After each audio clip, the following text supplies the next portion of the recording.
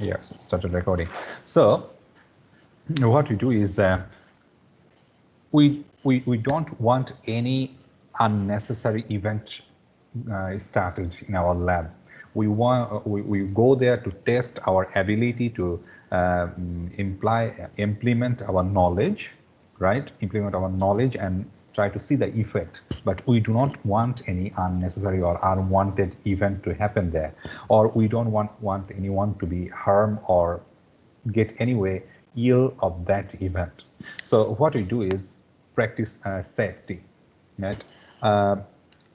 You come here in Swinburne to, in trust that you will go in good health, and that is our main priority, that you come here healthy, we go out of here healthy. So what we do not allow in the lab is no food and drink. Sometimes students, they get the drink, the water bottle or whatever, and bring inside. It's not allowed, okay? And you may ask that why I'm talking about the lab when there is no certainty. I'm coming to that later on. But what we should do and what we shouldn't do in the lab, I need to tell you first. So the food and drinks are totally not allowed. It is not because the lab will be dirty. Yeah, that is one reason. But the more important is the food or drink may be contaminated. Even without knowing that the food or drink contaminated, and then you are keep drinking from that same thing. So you, at the end, you will be the sufferer. So we don't want it to be. Of course, no smoking anywhere in Swinburne or any inside campus is allowed. So it's no question even. So another thing is important thing, that when there is a lab session, right? When there is a lab session, a student must have lab coat.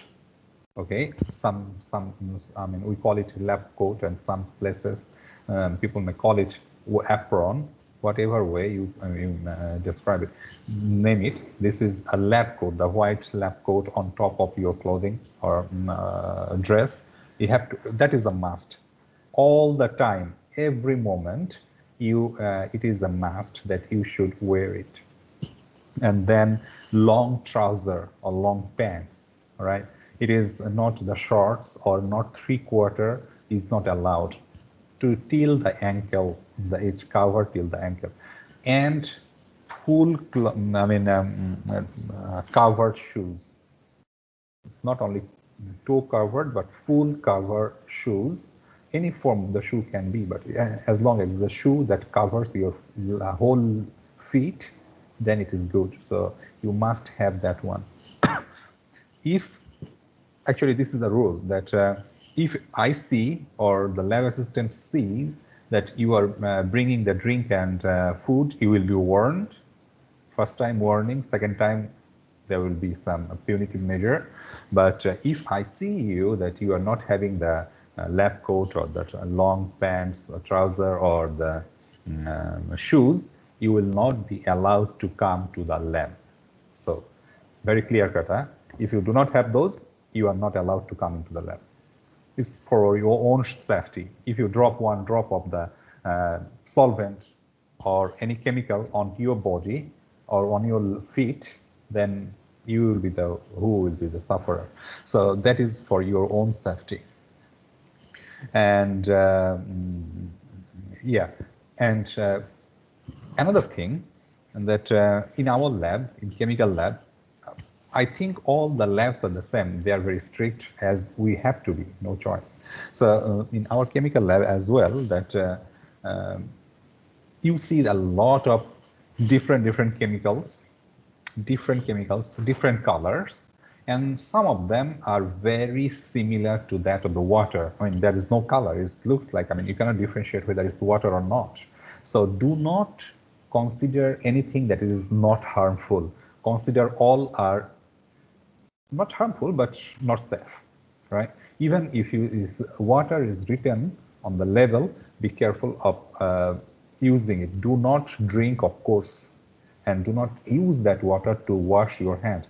Only use the tap water to open the tap and wash your hand there. Do not use anything from the bottle, because you do not know whether people may make a mistake and put something else in the water bottle, right? We do not know. So That is the thing. Do not trust that it's water, or do not consider anything is very safe in the lab. Consider everything is a serious thing there, right? And no joke with the chemicals. Don't try to show off your friend, try to, make some tricks or make fun with your friends with those chemicals. No, don't. It is a very serious thing that we do not allow anyone to do that. No play with the chemicals. So this is the thing. And if there is any urgency, if you see that the chemical is spilled on over the floor, or if there is a small fire, relatively small fire, or if you see that somebody has something, a problem, health problem, any, God forbid, but whatever, if they see that there is something happening, immediately inform the lab assistant or myself, or any other lecturer that present there. You maybe it needs some emergency need that you cannot give, but we can maybe we can arrange something. So immediately inform.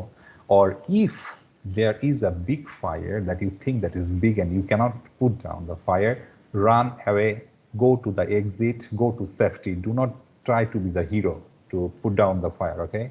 Do not try to be the hero. But if small fire, inform us, then we can try to put. But if it's a big fire, run from there. Okay, so this is the main things that we follow in our lab, and we try to abide by those things. And you please read the safety manual, that what to be done, what not to be done, and how and where we should, which way we should try to exit. You cannot take the elevators if there is a fire. You have to take the staircase. All those things. I think you know that. But please go and read the safety manuals. There are very details. It is given. What type of safety or problem can occur, and what are the case studies. That there are some examples there. All right. So the next thing you will do is you download this safety acknowledgement form and then upload it.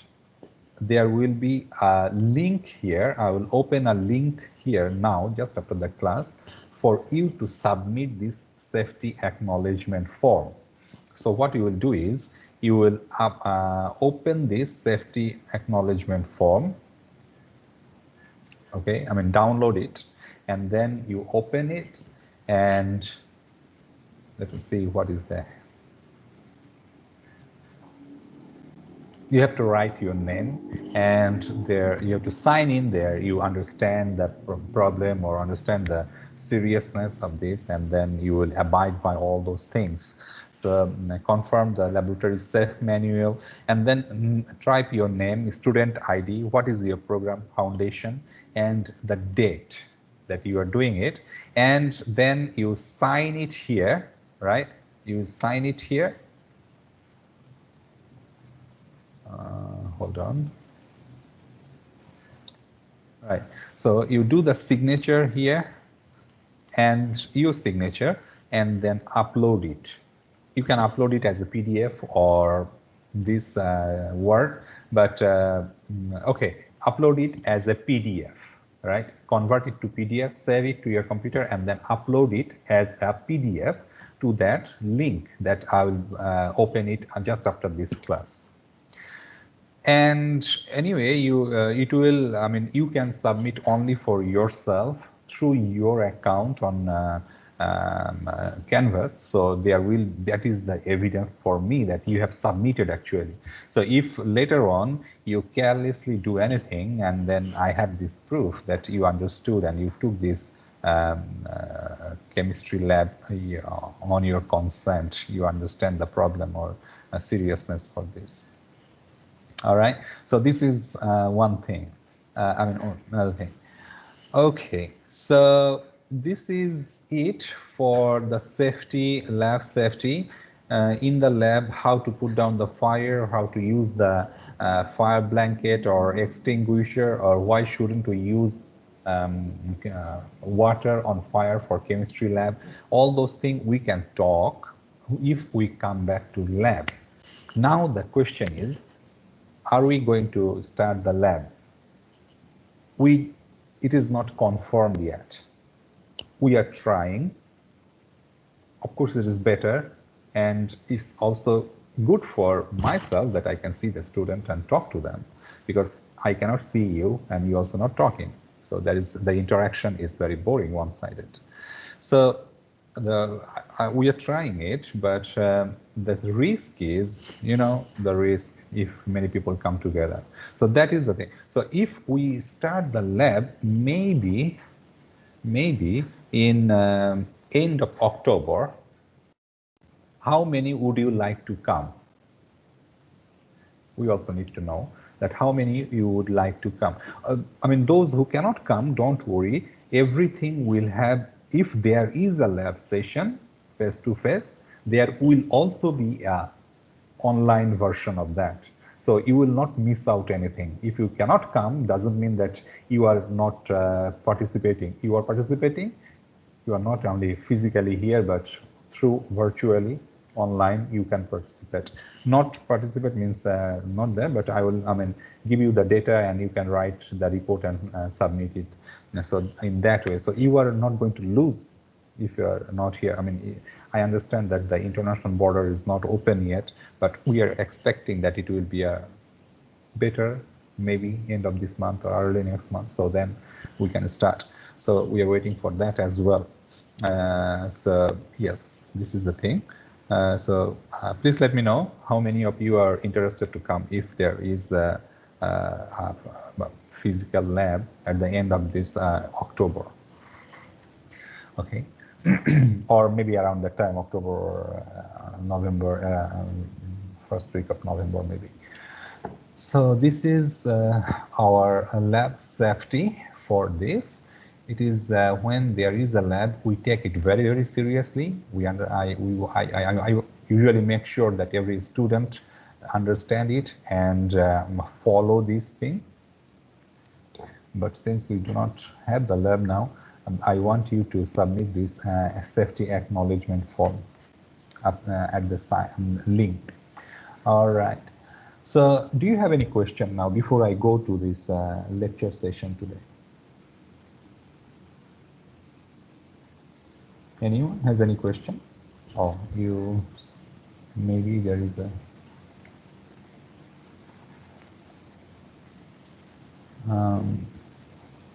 where do I submit? After the class, sir, will open a link. Yeah, thank you, Bernice.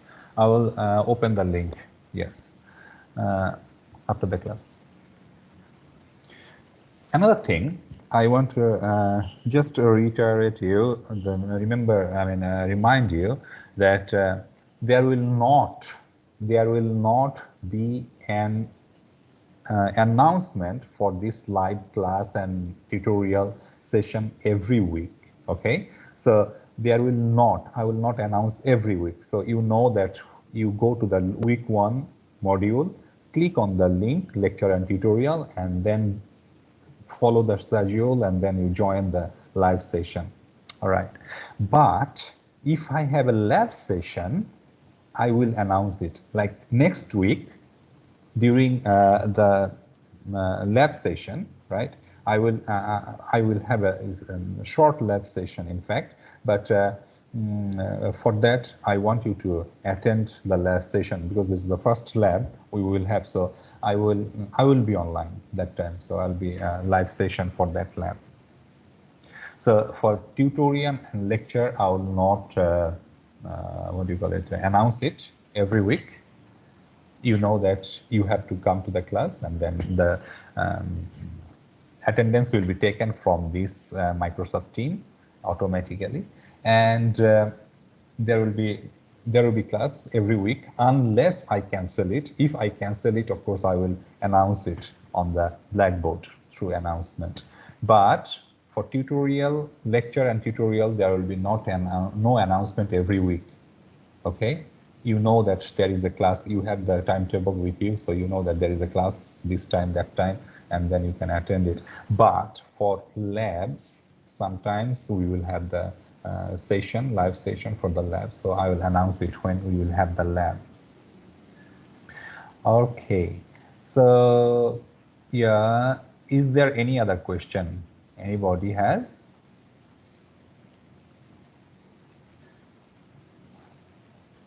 No?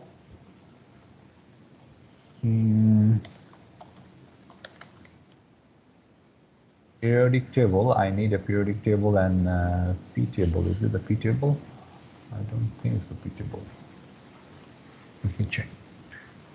Before we go to this, our structure of atom, the first lecture we have,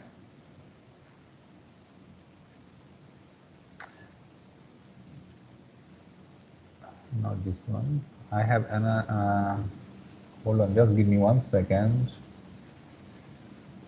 Oh, I think this one. All right.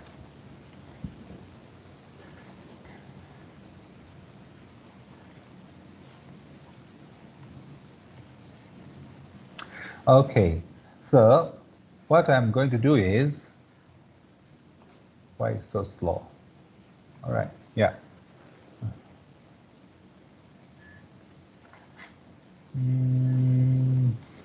No, it's not the one. Where is that?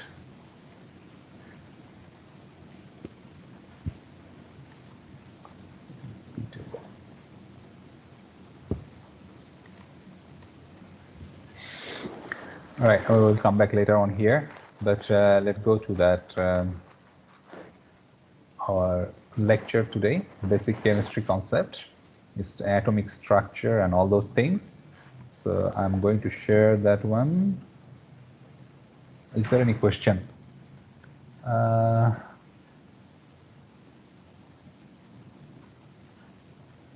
When do we have to submit the lab safety? Okay, that's a good question. Yeah, by next week. By before the next lab, that is will be on Monday, Tuesday, right? The next lab is Tuesday. So before that Tuesday, you will have to submit, or by Tuesday you have to submit.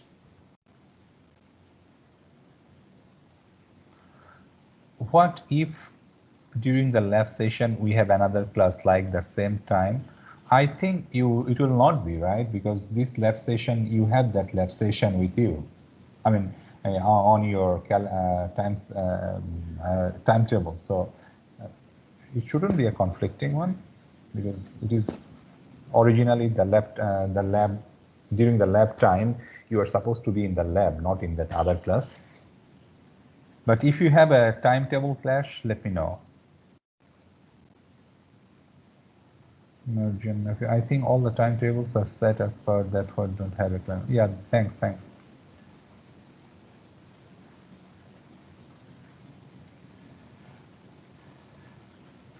So do we have any formula sheet for this unit? Okay, good question. Yes, we do. And the formula sheets are actually can be found at the end of all the lecture, or during the lecture slides. You can find the formula sheets. Go to the tutorial exercise there. Yeah, thank you. Can you check the class routine in your student portal? Oh, so you are telling your fellow friends, huh? Okay. Thank you for those who are answering. Good. So you see that if you want to answer right away, then you speak out. If you type it here, it also, I will miss, maybe I'll miss some of the question because I cannot go all those things. Okay, so I'm going to those tutorial. Yeah. Okay. So basic chemistry concept, and for this, all right, for this we have our first learning objective. What do you want to learn from here, that we are studying this chapter, basic chemistry concept, and what do we expect to know from here, or what more that we expect to know from here? I'm sure that in the school you are just finished the school, you know basic chemistry a lot. I'm sure that, And that is why I'm asking that please get engaged. If you think something is not proper, or if you think that it can be done in different way, or it can be explained in different way, or there is an exception for that, please speak out, okay? There is no harm. I mean, why you are scared, or I don't know why you do not want to talk. All right, so I'm going into that learning objectives.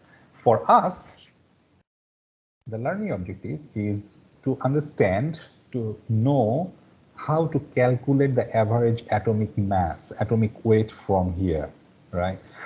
When I'm saying that average atomic weight, right, then does it feel you become intriguing, or does it, make you to feel ask the question that why do we have to ask, bother about the average atomic weight when the atomic weight depends on the number of protons and neutrons, right? So what is that? All the number for any given atom, there is the same number of protons, right? So why do you have to bother? I mean, all the time it will be the same. Why you have to take the average of this? If you have this question, then stay with me. I'm going there. I'm going to tell you why. And then for this lecture, what do you call it? From this chapter, we will see how to find out the empirical formula and molecular formula. So when I'm saying that empirical formula and molecular formula, there are two different things, right? And why are those two different things matter? Why do they matter? How and what we can do using this empirical formula and molecular formula, and where can we use it? And of course, the most important thing is number of moles. Number of moles, because this number of moles, molarity, it will be everywhere to do the calculation in all this chemical process, chemical things. We will need this to do the calculation. Okay, so to understand the number of moles or the empirical formula or the atomic weight or whatever regarding a molecule or an atom, we need to understand what is an atom, how an atom look like, right? How does an atom look like? This is on the screen. I hope that you can see that I have put on the slide the atomic structure. It is not to be scaled, okay? It is not to be scaled. It is just for the illustration purpose, okay?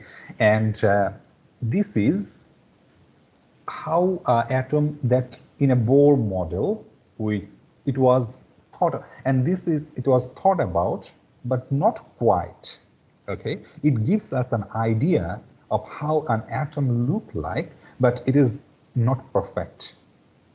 But it's not perfect, and it is not 100% wrong as well. So there is a dilemma there, but it will serve our purpose nicely to understand the atomic structure. At the center of the atom, there are positively charged that we call protons, right? That is the positively charged, and then with it there is another particle. I'm calling it particle because we do not know what type of entity are there. We just consider it's a particle. So there are positively charged particle that we call proton, and then there is a neutral particles there that is called neutron. And outer side of these particles, there is freely moving particles, very tiny in respect to those bigger particles. Is very light, almost zero weight in respect to those proton and neutron, is moving around it. That is called electron. Right. So when we show in this electron, okay, when we show those electrons here, the negatively charged, it is not just staying there. It is not. It is not just staying there. They are freely moving all over the surface.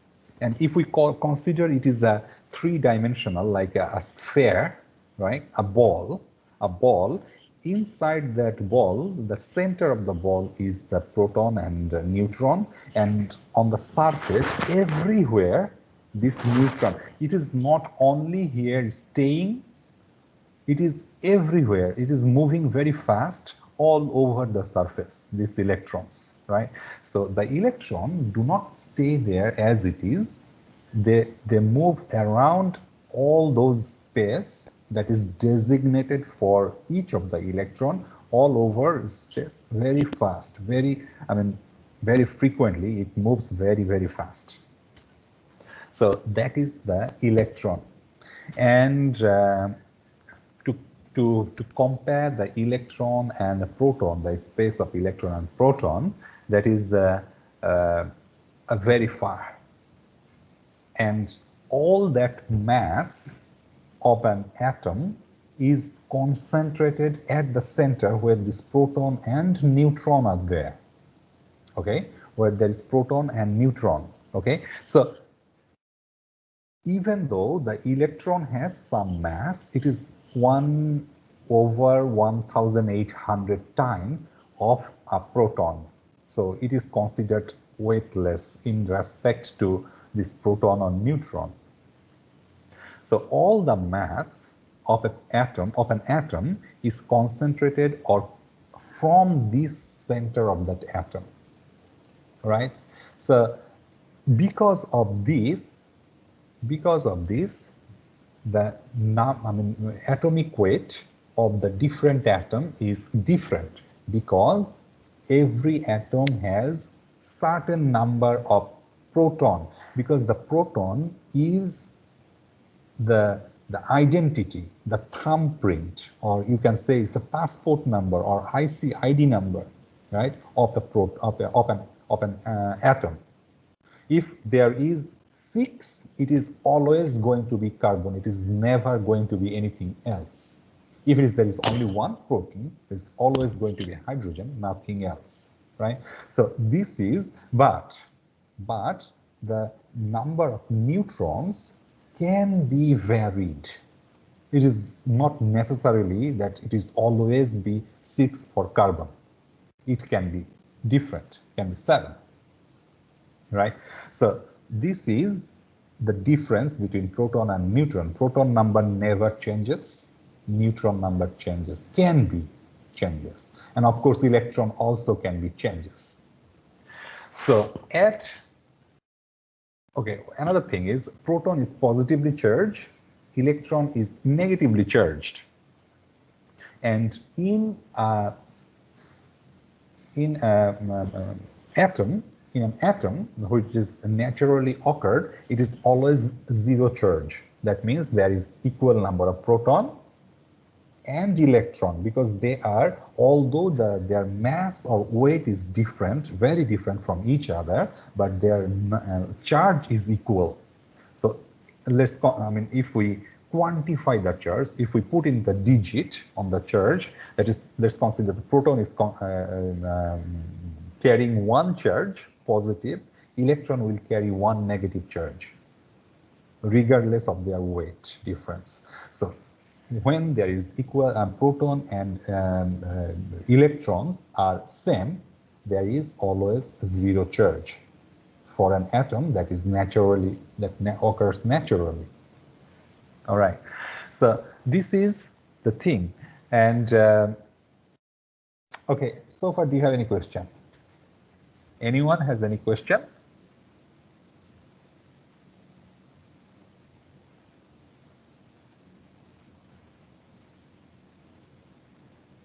Okay, so no questions so far.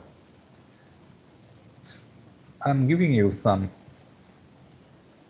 why this proton is positive and electron is negative and neutron no charge, right?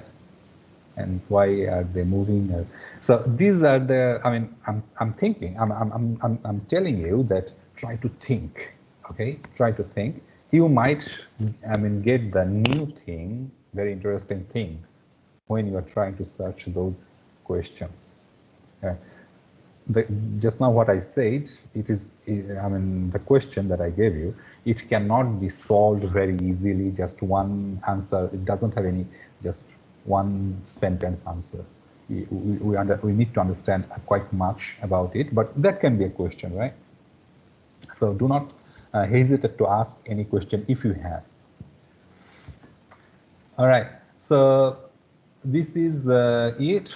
Okay, so the electron cloud, that's I was telling that the electron is moving all around the surface of the ball. If we consider the sphere or ball, it's all around the surface. This is called electron cloud. This causes the electron cloud, and the electron you can find anywhere in this cloud, not only at the certain point, but anywhere on that cloud, electron cloud, you can find the electron or electrons. Okay, so, all right. Now, I think I already have described it, but atomic number, that is the Z, the number of proton, or Z, by Z or Z, we express it, all right? This, I'm at the second, the next slide, I am already in the next slide. Okay, so the Z number is the number of protons in the nucleus of an atom, and this Z number for an atom is always constant. It will never change for that atom unless the atom changes to something else. Then only this Z number of Z will change. But the mass number is Z, that is the proton, and the neutron, that is the mass number for that atom. It can be different. Like one carbon has 12, another carbon can have 13, another carbon can have 14, but still carbon. So, but all three carbon will have 666 proton, but the number of neutron are changing. All right, number of neutron are changing there. So mass number is number of proton plus number of neutron. But for atomic number, it is always number of protons. Okay, so if we want to do some exercise based on this, that we will see that chlorine is 35, 37. There are two different chlorine. Still they are chlorine. Still they have 17 protons. Okay, both of them have 17 protons onto them, but they have different number of mass. So the number of protons, of course, it is 17 for both, but number of neutrons is changing. Number of neutrons is changing, and since there is no charge difference, that is the zero charge for the first proton, right? For the first chlorine, this is the zero charge. That means it is not carrying any charge. The chlorine is not carrying any charge, the first one, 35, 17. So it must have equal number of proton and equal number of neutrons, so that this different charge, positive and negative charge, will cancel each other. But for the second one, that is 37, 17, it has a negative. Total net charge is -1, right? It's -1, that means the negative charge has overpowered the positive charge, and that is why it will have one more, and because of this reason, or this is because it has one more excess electron than proton, right? It has one more excess electron than proton. I think, okay, so that is why it is one negatively charged. One charge is, its charge is negative. However, for iron, that is 2 positive charge, that means it has 2 excess electron than the number of proton, right? So, sorry, it's positively charged. So the 2 excess proton, then the number of electrons it has. So it has 24 electron for iron 2, right? Iron 2 plus, Fe, ferrum 2 plus. So it is 24 electron it has, and it has 26 proton, and that is because these 2 excess proton it has positively charged, and the neutron number is 30. How do we find the neutron number is 30? From this total mass number, that is the 56 minus 26, which is 26 is proton, right? So the bottom side of this, the bottom left, is the number of proton. The on left top is the total number, mass number. So I mean, if we deduct these two, we will get the number of neutrons from there. And here we see from the periodic table that very few elements in the nature that it does not have any isotopes. What is an isotope? Well, isotope is that this, like this 2-chlorine, okay, like this 2-chlorine that we just saw from the previous this slide, that there are still the same chlorine, right? But they have a different number of proton and neutron. Regardless this charge it is carrying, if you are having the different number of proton and neutron, they are the isotopes. So in nature, only very few only can be found without any what do you call it, isotopes. Almost everyone has that isotope, and that is why I am going to show you the periodic table here.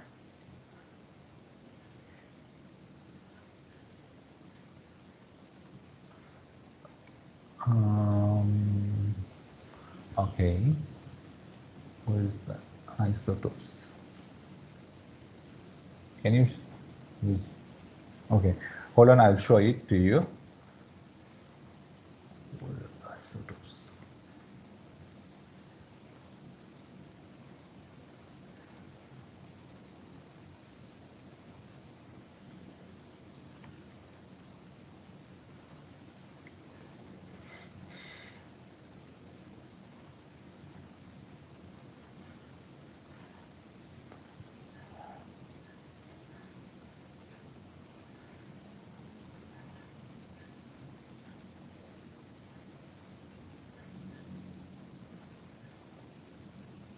Oh, I got it now. Okay, so I'm going to show it. I'm going to share the slide, the screen with you now.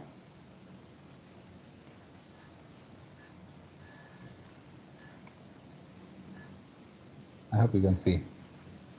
So you see that magnesium, how many isotopes? I even cannot count it. There are 13 isotopes on the magnesium. Okay, so for cobalt, there is even more. There are even more, 15 isotopes for cobalt. Can you see? Is it on the screen yet?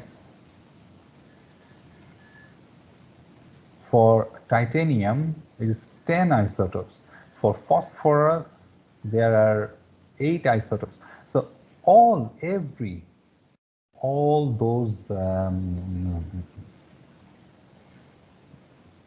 elements on the periodic table, everyone has some kind of, I mean, few numbers of isotopes from there.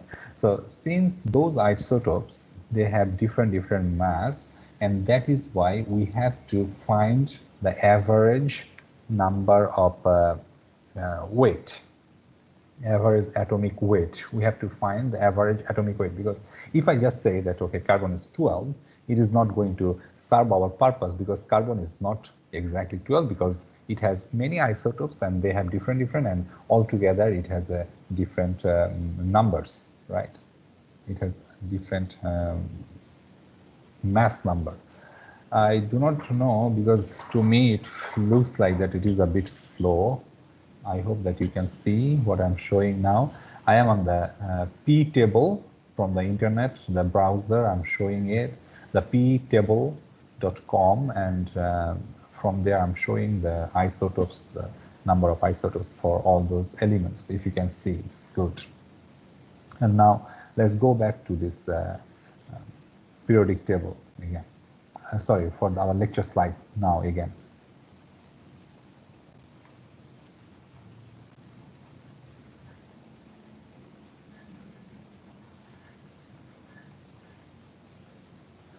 Jonathan asked that what factor will affect a number of isotope that an atom had? Okay, that is a very good question.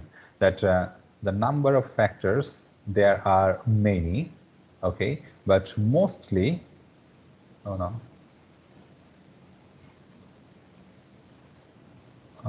where is it? Okay, but mostly due to the mostly due to the environment they are formed, because when an atom or any molecule or any element formed in the environment, they go through the different type of pressure, different type of temperature, different type of environment, different type of chemical reactions, right? So all those different things, those condition, environmental condition or the condition, they form those different isotopes. Okay, these thing help or form the different isotopes. So that is many other things, but mostly different type of pressure, temperature, chemical reactions, the other environment around it, or the duration of the time it takes for forming. All those things create the different type of isotopes. All right, so I'm again going to the slides. All right, okay, so here. So for this,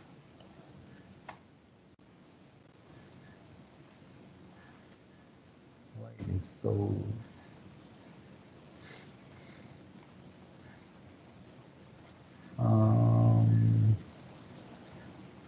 sorry, I'm having some trouble here. Let me check.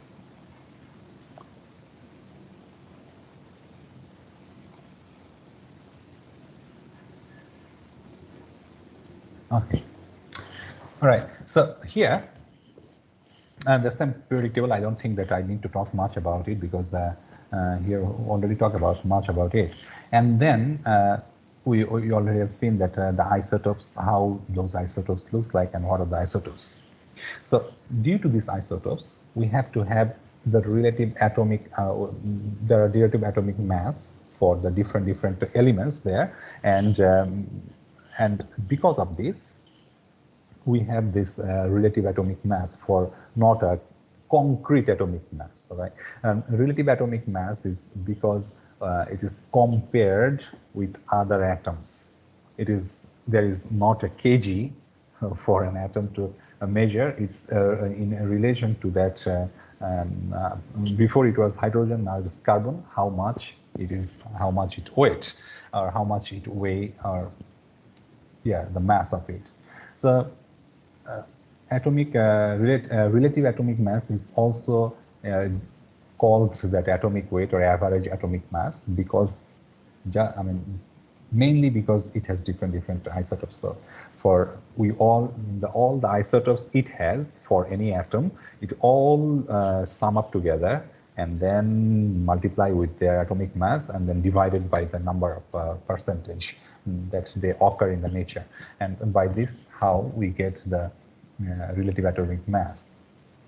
So percentage of abundance for that atom that we are going to find the relative atomic mass is multiplied with the atomic mass of that isotope. Okay, it has if it has 5 isotopes, so and 5 isotope, of course it will have, one of them will have 5%, another will have, let's say, 10%, another 15%, 20%, like that. So this 5% times that 5% mass, right? The mass of that 5%, it will be multiplied, and then the total percent of abundance. Total percent of abundance is always 100%, right?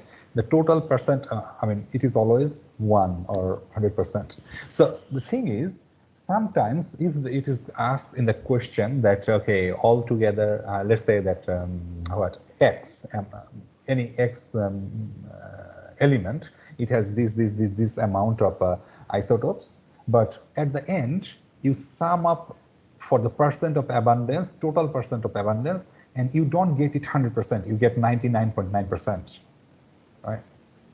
Still consider 100% because those that 0.1% is lost in those calculation. You understand?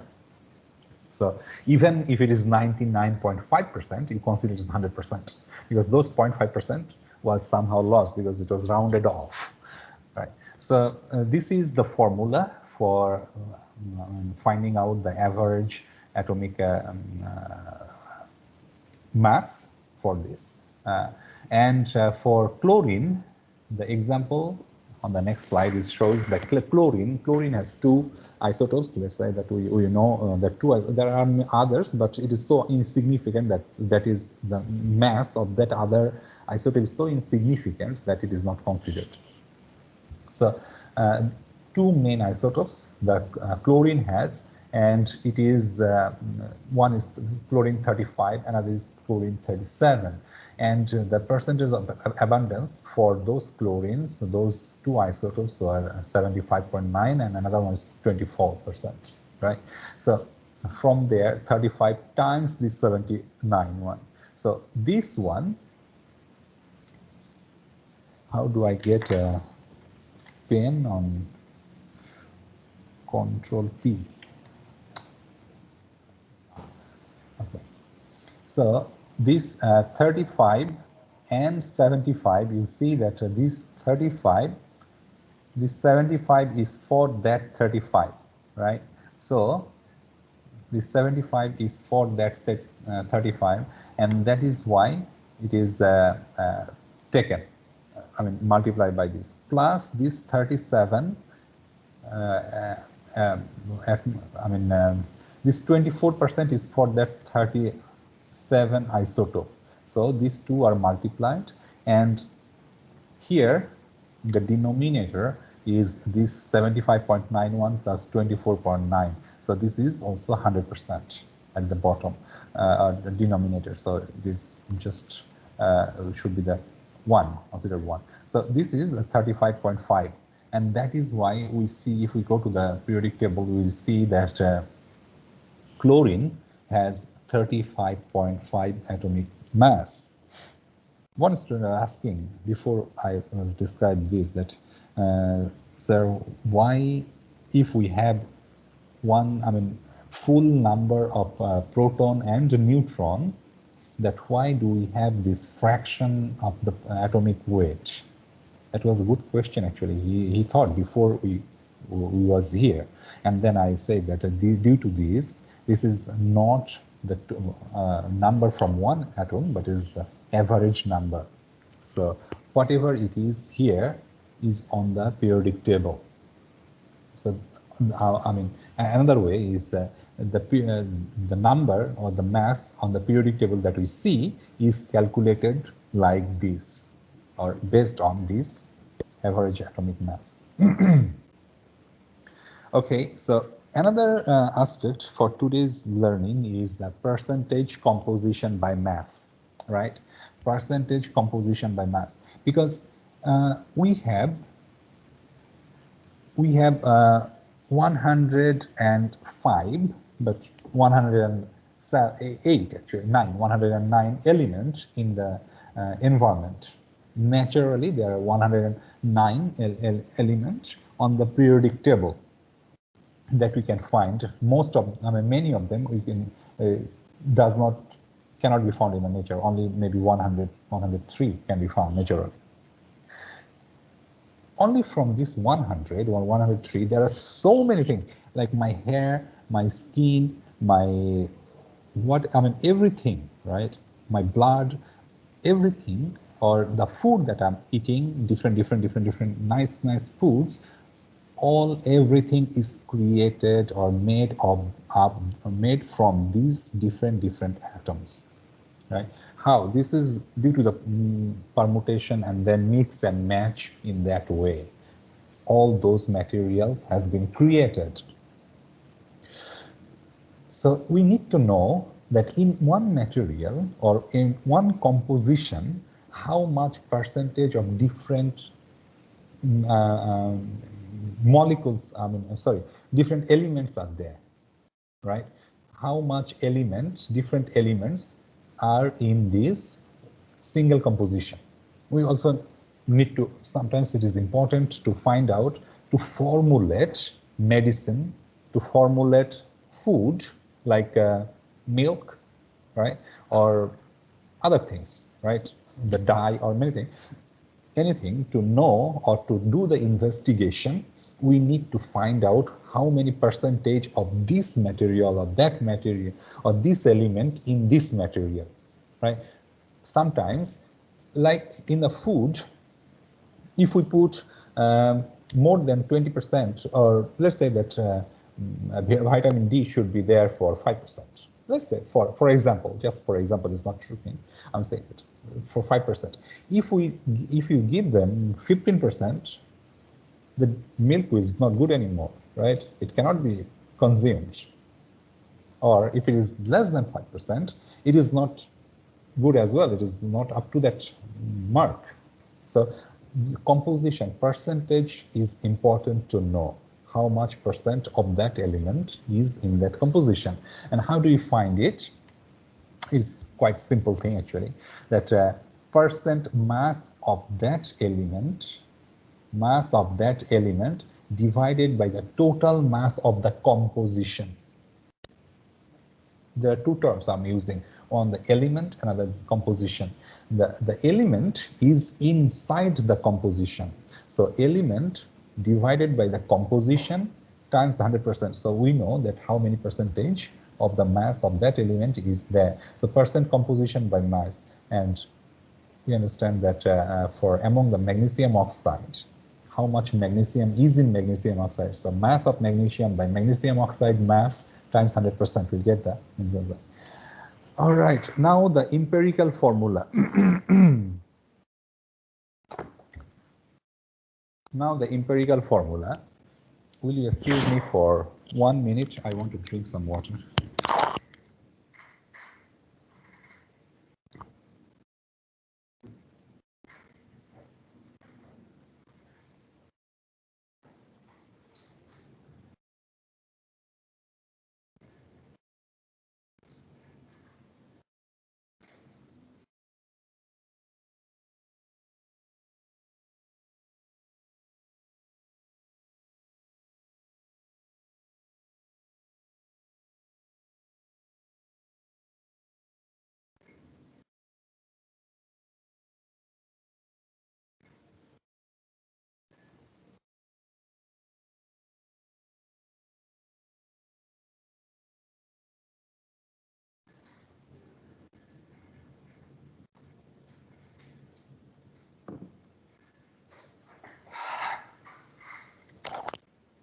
Thank you for waiting.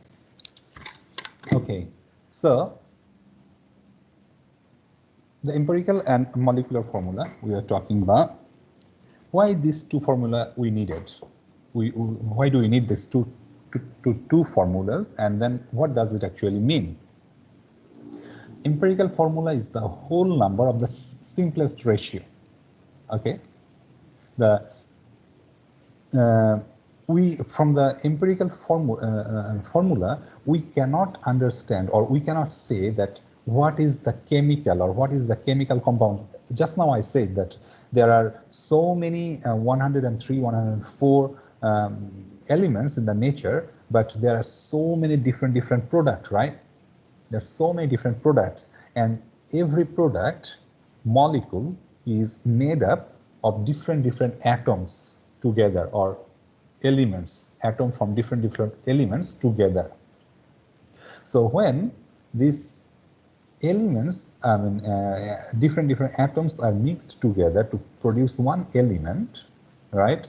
So this empirical formula gives an idea that what are the atoms there, what are the elements inside this molecule, but it does not give us any specific that, okay, there are 5 hydrogen there, there are 4 nitrogen there, there are 2 oxygen there. It does not give us. But for a scientist or for do some investigation, chemical investigation, it gives us a very good light or very good hope that we are close to that, finding out what is actually inside that molecule. So it gives us a very good idea that what are the chemicals or what are the atoms or molecules, elements inside there. Okay, carbon may be there, nitrogen may be there, hydrogen may be there, oxygen, nitrogen, but it will not give us any actual number or what the molecule looks like of that molecule. So it gives an idea, and then from that idea or from that hope, we do more investigation to find out the actual molecular formula. So empirical formula of glucose, right? The glucose, we say that a CH2O, that is the glucose formula that we already know it, right? But that is the glucose. But molecular formula, actually, it is giving us that, okay, now we understand that there are 6 carbon in glucose, there are 12 hydrogen in one molecule of glucose, and there are also 6 oxygen atoms in one molecule of glucose. Here, it does not give us, from the empirical formula, we do not see what is the ratio between them, but is the simplest ratio. But from here, we also understand that, okay, carbon and high oxygen, they are equal ratio, but whatever their ratio is, hydrogen should be double than them. From there, from the empirical formula, we understand it. And this is interchangeable, actually. If we know the simplest formula or empirical formula, we can find the actual formula, or from actual formula to, of course, to empirical formula we can find. All right, so this is one example here, that how do we find the empirical formula of an oxide of lead, or lead oxide. In simply, you can say that lead oxide, or in a classic way, we can say oxide of lead, whatever way you like it. Okay, both the same thing. So this is the lead oxide, that means PbO, right? PbO, if you know from this periodic table, you'll see that lead and oxygen both are divalent. Okay, so both are having they can make two bonds. Each of them can make 2 bonds. So lead will make 2 positive bonds, oxygen will make 2 negative bonds on it. So they can be PbO, and that is it. And that will be a very nice and stable, what do you call it, charge neutral molecule there. But is it same? Is it what we think? Because of we know that both of them are same valency, but whether they will make the equal ratio molecule. From here we see that mass, we are trying to find the empirical formula of this lead oxide, and we see that 86.6% of lead, right? The lead was 86.6% in that lead oxide. So we do not know how much altogether. We just consider 86.6 is the whole number, or 86.6% is 86.6 gram out of the whole number. We consider is 100%, right? So 86.6 is a 86.6 gram. We consider it, and then oxygen will be the rest of it, of course, 100 minus 86.6. So, and now we have to find the number mole over mole ratio, right? Because they will be in a, how do they attach? Of course, based on their molecular or molar ratios, they will attach to each other. So mole over mole ratio, that means how many moles of lead are there and how many moles of oxygen are there. We have to find before we find the molar ratio to them. So we have to find how many moles of lead, and how do you find the number of moles? So gram per mole, right? So molecular weight, this is a molecular weight, and this is the weight of that lead. So from that formula, I think you know already, but for your convenience, I'm getting gram. This is unit is gram because it's just the weight, but this is the molecular weight, so it will be gram per mole. Gram per mole, and then this gram and gram will be cancelled out, and mole is actually, it is going to be in numerator and it will be there, right? So it will be there. So this is the number of moles. This is the number of moles.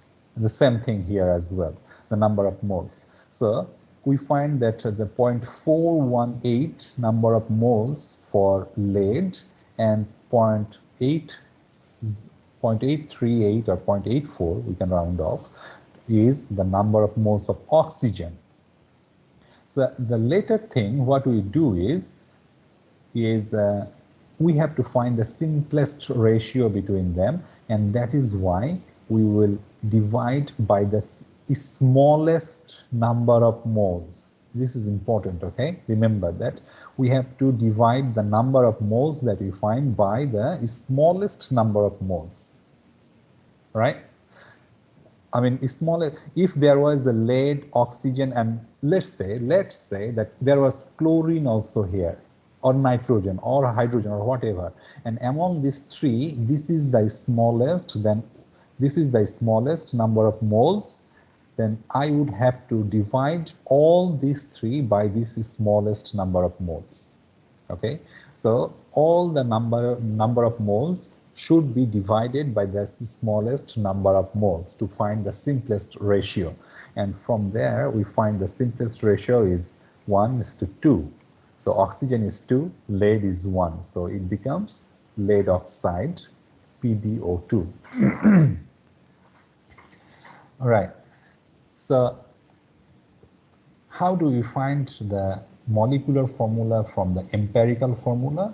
Because that is what we want. I mean, empirical formula is good, but it is not giving us the insight or exact information. So we have to find the molecular formula. How do you find the molecular formula?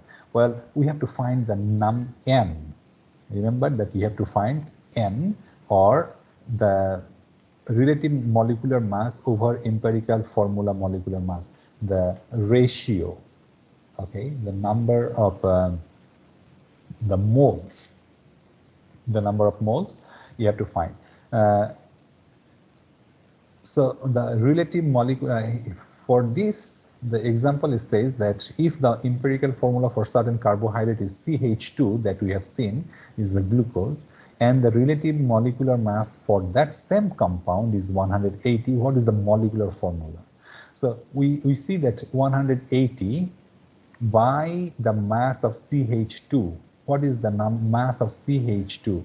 We find from the, we refer to the periodic table, and we see that there is one carbon, right? There is one carbon, two hydrogen. There are two hydrogens here, and there is one oxygen as well.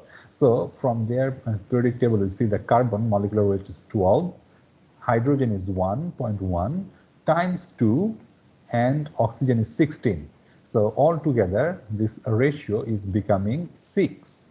So this 6, I will just multiply this CH2O with 6. Just multiply this, the ratio of the mass, and then we get the molecular formula from there. Okay. Okay. So how do we write? So the three things that we learned just so far is average molecular weight or atomic weight. Okay, average atomic weight actually we have learned because of the different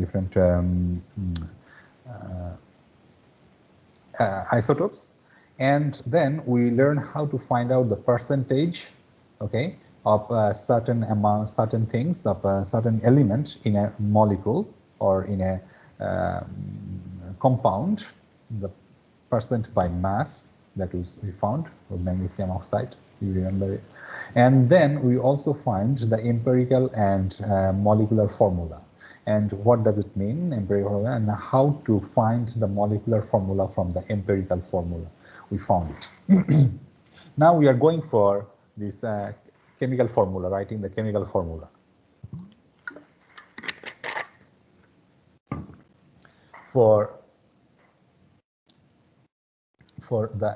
There are different things that if we have the ionic substances, right, we have to make it a balanced one so that the total charge is 0, that I just talk about. The total charge should be 0 if I am making the ionic substance, all right? So for the first one, we see that magnesium chloride, we see that magnesium has 2 positively charged. Magnesium has 2 positive charge on it, right? Magnesium has 2 positive charge on it, but chlorine also has 1 negative charge on it. One chlorine has only 1 negative charge. One magnesium has 2 positively charged. So to neutralize 1 magnesium, I need 2 chloride, actually, or chlorine ions, right? So I need 2 chlorine ions to neutralize this magnesium. And because of this, since I used 2 chlorine here, and it is depicted is in here that there are 2 chloride or 2 chlorine ions in this molecule. There are 2 chlorine ions in this molecule. Same goes for the iron sulfate. And how do we know that what is the charge from it? Well, we have to refer back to this periodic table. We can also see from this, we can also analyze it if we know the structure, atomic structure of that atom, but we can always refer back to this periodic table, and from there we can see it is falling in what group. Okay, if it's group 1, it will have always 1 charge. If it's group 2, it will have always group 2, I mean positive 2 charge, and so on. Okay, so this positive charge are always metals. I think we will learn more about it later on when we go in. So from the periodic table, we have to see it, right? And then for iron, okay, there is a problem with this. It should be 2 negative on here, not here, right? Sorry. And same goes for here. The front is broken. I don't know. The front. You can refer to that PDF version, please. So the front is broken here as well. It is ammonium. It will be 1 positive charge on top, not at the bottom. Okay. So for iron, I have 3 positively charged. But I want to make a molecule of iron and sulfate, SO4, right? But sulfate has 2 negatively charged. So what do I do it? Okay, so the thing is, I multiply this sulfate with the number of charge it has, that is 3, right? And I multiply this iron with the charge sulfate has, that is 2. So altogether, you will multiply and will see that 2 iron, it will have 6 positively charged, and 3 sulfate will have 6 negative charge, and altogether they are neutral again. There is no excess charge after this. So by this way, we refer it that iron is 2 iron atoms are involved here, and that is depicted by these 2. And it's hard to write here. And here there are 3 sulfate, because this 3 comes here at the subscript. There's 3 atoms of or 3 ions of sulfate ions are there, so in the molecule. So if we break this, we will get 2 atoms of iron and 3 sulfate ions. Ammonium carbonate, so ammonium is positive charge, 1 positive, it is carrying 1 positive charge, and carbonate, it is 2 negative charge. Okay, it is 2 negative charge. So what we will do is, since it is 1 positive charge, I will multiply it with 1, and 1 to something is always that thing. So I do not have to write it, but I multiply the ammonia with 2, right? I multiply the ammonia with this 2 charge, and then I will see that the 2 positive ammonium will neutralize this 2 negative charge of carbonate. So there will be ammonium carbonate. And this thing goes on in that way. So it needs a bit of practice and also a bit to familiarize with the charges and of the ions. Formula and name of the common polyatomic ions. There, I'm sorry to say that there is no cheat code or any short way of understanding or remembering it. You need to remember it. Try to write it down. Do some practice. I hope it will be okay after some time. But the common thing that we will need is hydroxyl ion, hypochlorite ion, nitrate, nitrite, chlorate, manganese, phosphate, sulfate, all those things. Here are the common things that we will frequently use it throughout this semester. And one thing that I should remind you or tell you that all the time I will not refer back to this, what is hydroxide ion, hydrochloride ion. Okay, I will just plainly say hydroxide ion, nitric ion, nitrate ion. So be familiarized with it, please. Number of moles, right? Another, this is one of the most important thing that we should talk about, the number of moles. It is a way of doing in chemical world, calculating in chemical world, right? We always say that how many gram, right? Or how many kgs. Some country they use how many pounds in, I mean, the unit. And sometimes we do not go for this kg. Sometimes we just refer back by a dozen, right? A dozen, 2 dozen, or whatever. So this is a way of calculation in chemical or chemistry world, that is through the moles, number of moles. So in 1 mole, there will always be the Avogadro's number of particles there, whatever it is. It can be 1 mole of carbon, it can maybe 1 mole of hydrogen, it can be 1 mole of burger, right? It can be 1 mole of ice cream, whatever. There will always be 6.023 times 10 power 23rd number of ice cream, or the same number of burger, or same number of carbon. So this is a number, and it is called the number of moles, right? Amount of substance. It will always, if I call 1 mole, in that 1 mole, there will always be this number of that particle, of that substance. Then this figure, 6.023 times 10 to the 23rd, is called the Avogadro's number, Na. And this is constant. It will never change, right? And this is a huge number. It's a huge number, right? Because it was found that in 12 gram of carbon, because carbon has 12, right? 6 proton, 6 neutron, mostly, until the carbon 13, carbon 14 was discovered, mostly carbon was considered 6 proton, 6 neutron. Because in 12 gram of carbon, there were always found, it was calculated by Avogadro, that there are 6.023 times 10 to 23rd number of carbon atoms in 12 gram. So he he tagged it as 12 gram carbon means 1 mole is equal to 6.023 times 10 to the third. And he found, mathematically of course, that in every mole of any other substance, carbon, hydrogen, oxygen, nitrogen, sulfur, phosphorus, whatever, will always be there are this number of that particles there.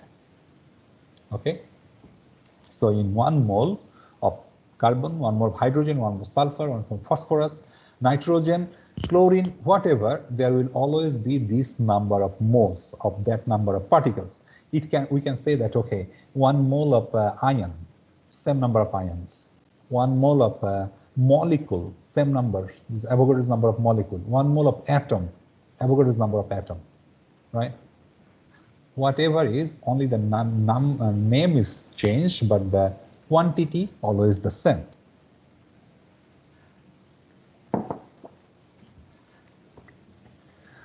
For example, 1 mole of orange contains this number of orange, oxygen, and molar mass of, okay, number C. So these two I was just talking.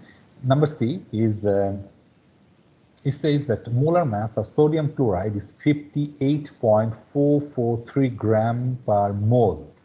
Okay, that means molar mass. That means the mass of 1 mole is 58.443 gram per mole.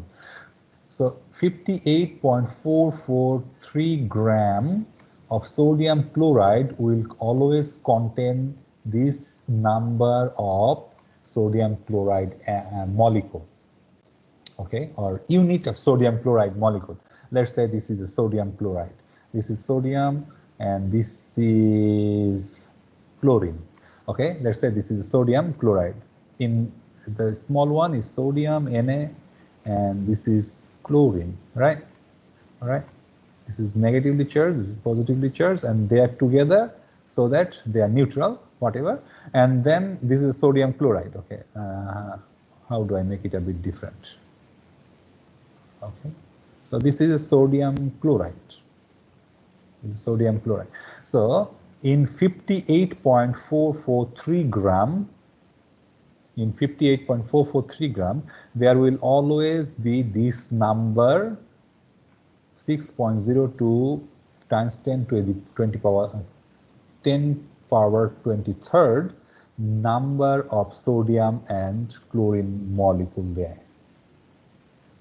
Okay, so in 1 mole of oxygen, there will always be this number of moles. So on mole of oxygen, 16 grams. So in 16 gram of oxygen, there is always be this number of oxygen molecule. In what else?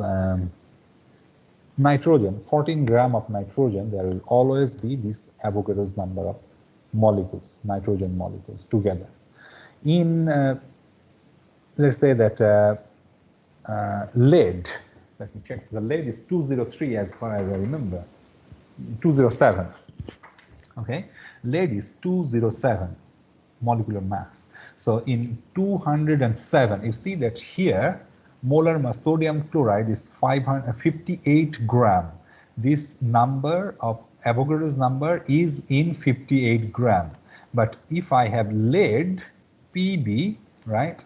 If I have lead, which is 207 gram per mole, 207 gram per mole.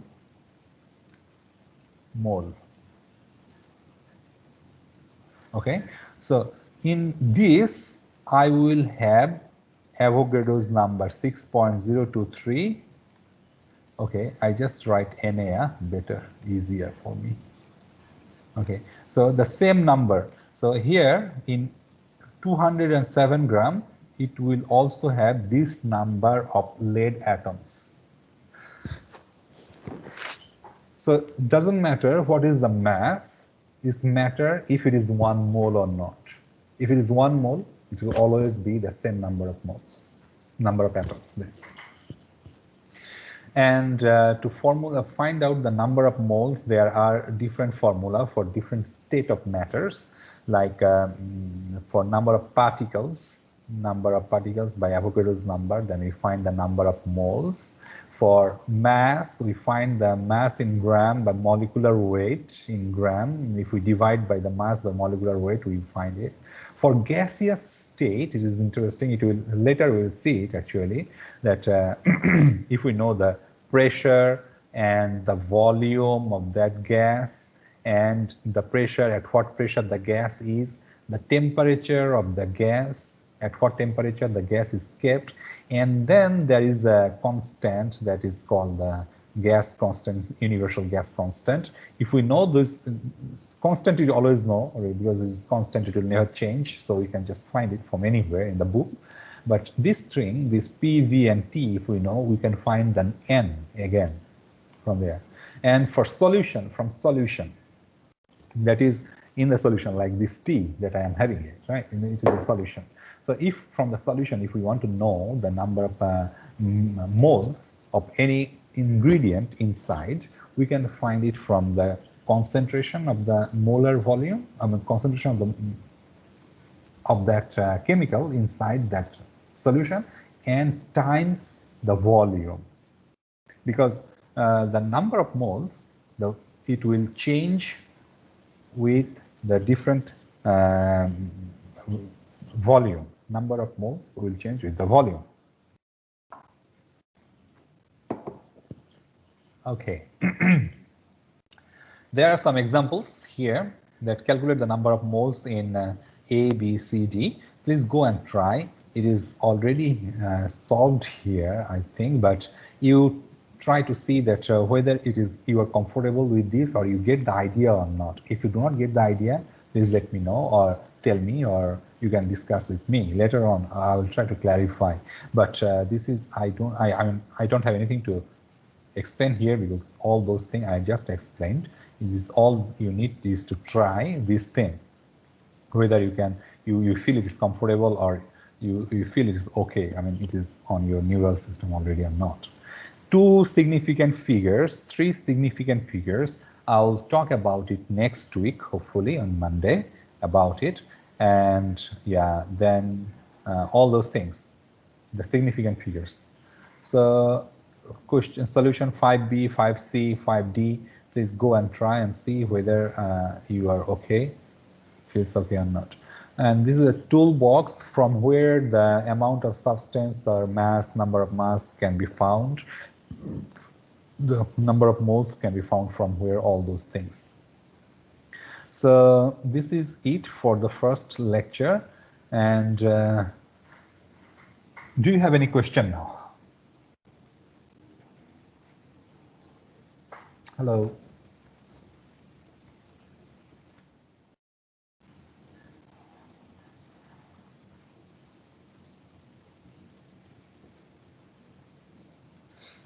Hello. Anyone there? Is there any question?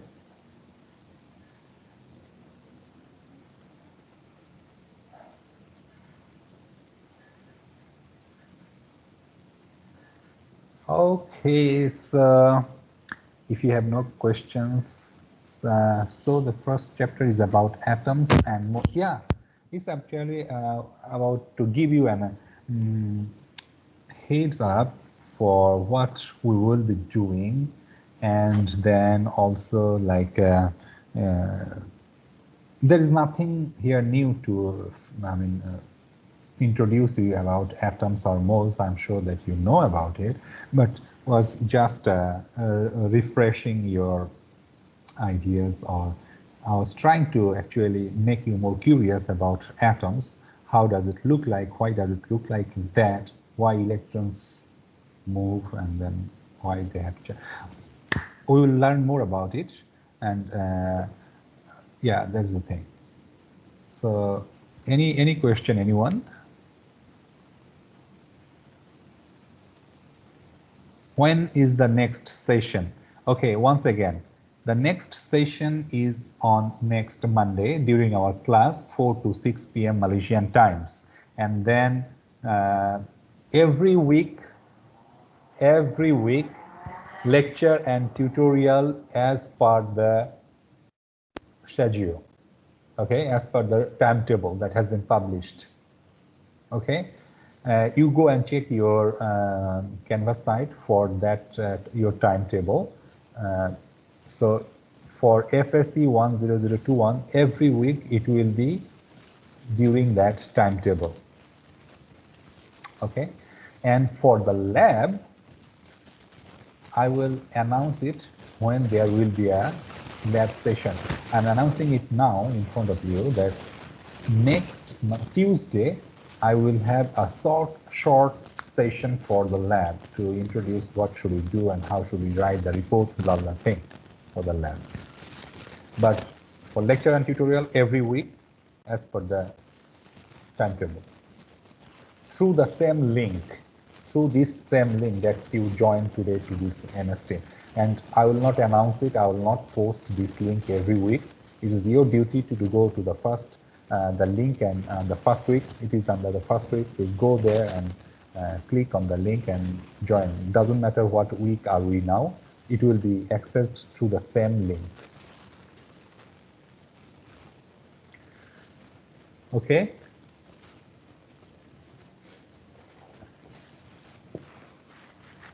Okay, so any other question?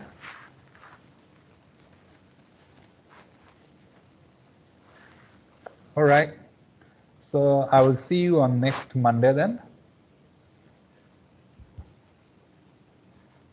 Take care and have a good evening.